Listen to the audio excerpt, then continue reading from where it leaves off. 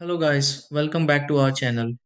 If your T-Mobile extender keeps blinking white and the connection does not seem to settle, it can leave you wondering whether the device is still trying to connect or something is slowing the setup process down. Sometimes the light continues blinking for much longer than expected, while other times phones and devices still struggle to get a stronger signal nearby. A situation like this can happen because of placement issues, signal interruptions, startup delays, or the extender simply needing a quick refresh to reconnect properly. Before assuming the extender has completely stopped working, there are few simple things worth checking because many connection issues can improve after quick adjustments.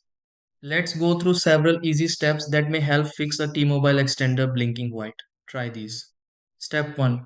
Move the T-Mobile extender to an area where signal strength feels more stable inside the home. Step 2. Remove power from the T-Mobile extender briefly before connecting it again to refresh the system.